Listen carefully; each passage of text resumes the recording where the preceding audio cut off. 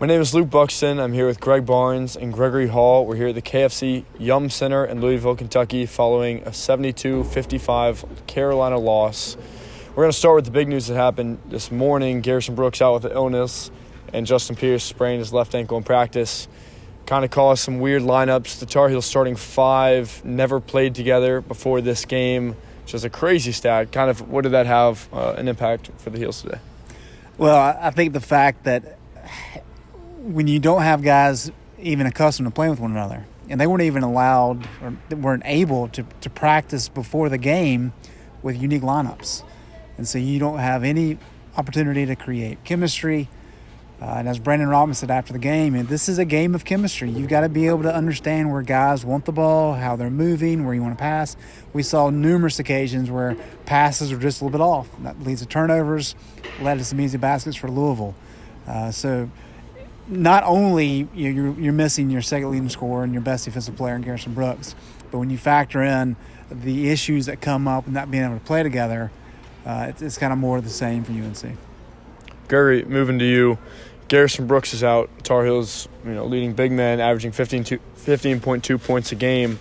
But Playtech pointed to rebounding also. They had a disadvantage 38-29 on the boards. What did you see out of kind of the Tar Heels losing Garrison today? Right. The issue with rebounding is Leaky playing the four, where he rarely plays the four, even though he bounces around a lot. He doesn't really know where he needs to be. So on offense, specifically offensive boards, he's fighting for space, and he sometimes might not even know when a shot's going up and doesn't know to turn around and look and try and get those offensive boards, not mentioning the size disadvantage that he has over with Malik Williams, who was just pounding down low and was even making took Armando out of the game. And Leaky said afterwards, playing the four, that he didn't even feel like he was impacting the game at all.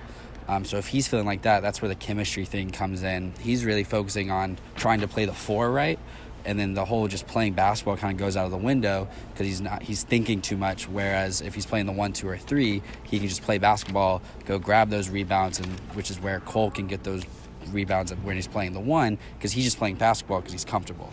Leaky wasn't comfortable. Playtech played the 4, and so those guys are worrying about doing something that they haven't done all season, which is where Louisville really attacked them on the offensive and defensive glass.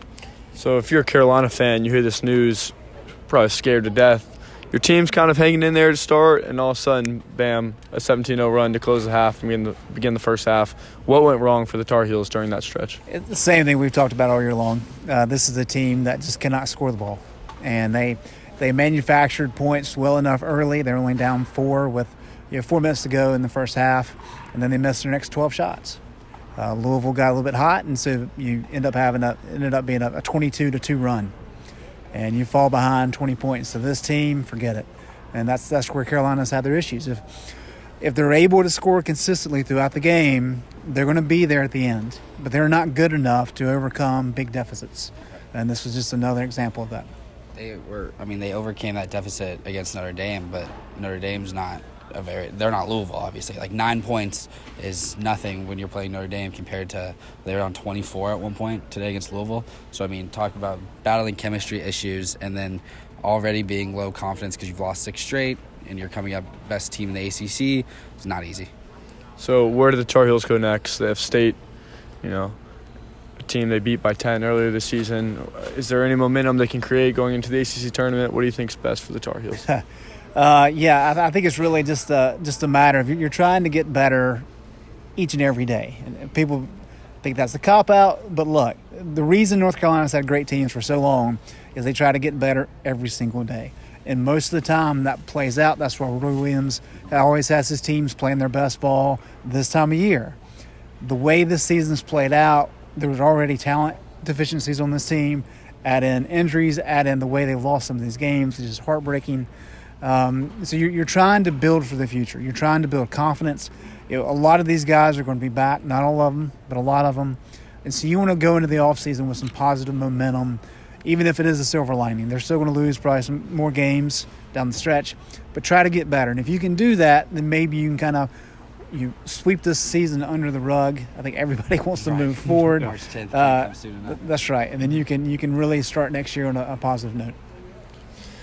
This is Luke Buxton, Greg Barnes, and Gregory Hall at the KFC Yum Center following a 72-55 Carolina loss.